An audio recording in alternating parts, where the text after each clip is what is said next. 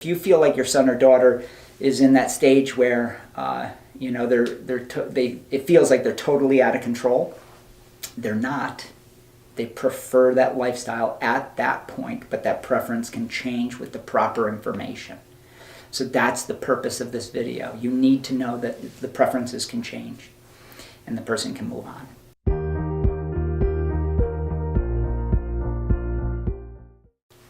Hi everyone. Over the last 30 years, I've helped thousands of families help their loved ones move past addiction.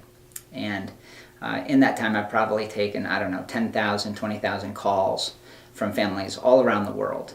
And one of the things I learned is that there's a tremendous amount of fear mongering that goes on when people are looking for help.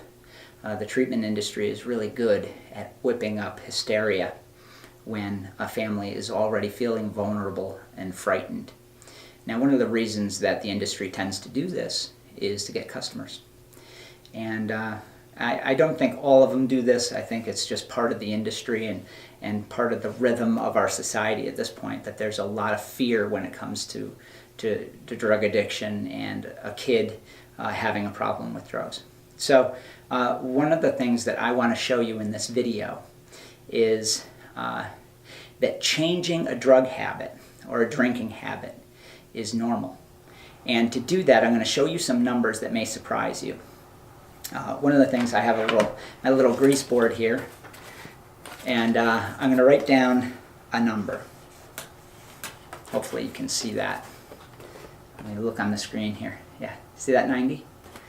That represents the percentage of people that get over an alcohol problem when you factor in age.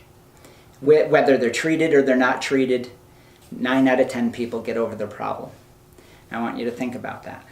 Over time, when you factor in age, what that means is that eventually people figure out how to change quite naturally.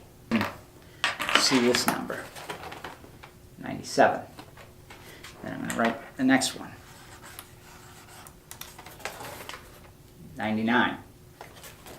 And the last one, 96. Those are all percentages. From the top, it's alcohol, marijuana, cocaine, and heroin. That's the percentages of people that get over their problem, whether they are treated or not, when you factor in age. Now, why is that important? What it demonstrates is that people naturally move past an addiction, whether they're treated or not. As they get older, they change. So as a researcher, I looked at that years ago, 3 decades ago, and I said, why is it that people get over the problem and yet we act as if they don't? One of the reasons is overdose. We have a fear of overdose. And that's a real fear. But it's a tiny, tiny, tiny percentage when you compare it to the overall number of people that get over the problem.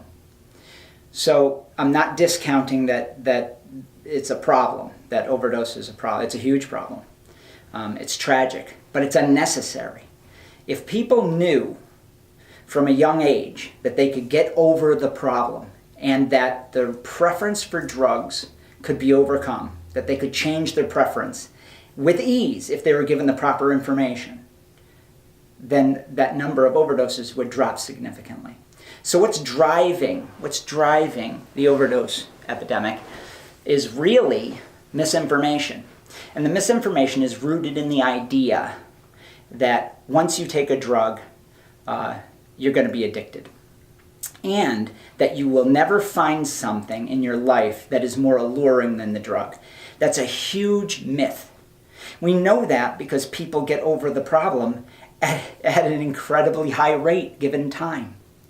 So if over 9 out of 10 people, irrespective of the drug, get over the problem as they get older, then why can't we tell people that and say, listen, you could make a preference change now, at 16, at 20, at 25, at 30, at 40.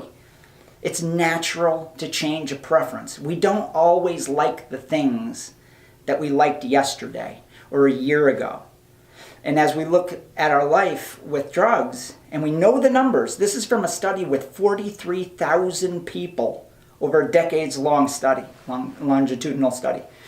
It's the largest study ever conducted on drug addiction in the world. And it shows that over 9 out of 10 people get over the problem. So at the Freedom Model retreats, we looked at this and we said, people often ask me, well, then why have a program? Well, I want to speed it up. I don't want somebody to wait till they're 40 or 50 to get over their problem. I want somebody at 16 to know, hey, your preference can change today. You can have a happier option, maybe moderating, slowing down, changing from maybe heroin to marijuana, something a little safer, or reducing your consumption, or stopping and looking at your life and saying, you know what, my preference is not to do that anymore. It's a happier option to not get high. So the mythology that drives all of this addiction is the idea that drugs have powers that they don't possess. They don't. You have powers. It's called free will, autonomy, the ability to choose. A drug doesn't have that. It's a lifeless substance. But we talk about drugs, alcohol, substances as if they're living creatures bent on your destruction, which is a very strange concept because it's not a living creature. It's not a virus. It's not a disease. It's not a disorder. It's a preference that the individual has for that drug, and that preference can change. Here's the numbers. So let's speed that up. Let's have the conversation that people can get over this problem. Let's have that conversation. And let's be open to that. And so the purpose of this video is to show you that after looking at this for 30 years, we know that we can speed up the process of preference change, that we can shorten it. Most people from ages 20 to 30, 50% of the people of drug addicts and alcoholics that are actively using, 50% will stop by 30. And from 30, it just keeps going down. The rate of use goes down. So there's a huge drop-off in that first 10 years, basically from teens to the 30s. It peaks around 24, 25. Right at college. Once you get out of college, you start realizing there's other things that are more important. And then your preferences change. So why not shorten that to the person who's just starting and saying, hey, did you know that you can move past this with ease? But that's not what we do in our society. What we do is we say, once you start, you can't stop. You take one hit of crystal meth, you're going to be addicted. But we know that 99% of crystal meth addicts stop over time. Our preferences change.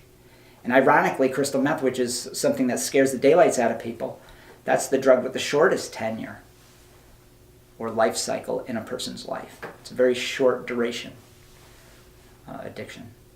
So there's so much information like this in the Freedom Model that we go over. We list it out for the reader. And we would like younger people to read the book or come to our retreats. So I hope that this has given you some insight into the fact that human change, the changing of behaviors, is natural, that the Freedom Model can shorten that cycle of addiction, and the person can move past it relatively easily when they have the right information and the hysteria is pulled out of it, the fear is pulled out of it, the guilt and shame is pulled out of it. A lot of this we cover in the family workshops as well. So we go through all the stats, the information, and we eliminate a lot of the fear. And then you can make better decisions as a parent. So I hope that this video has given you some food for thought and taken away some of the fear, and you know now that your son or daughter can move past this permanently and get on with their life. Thank you.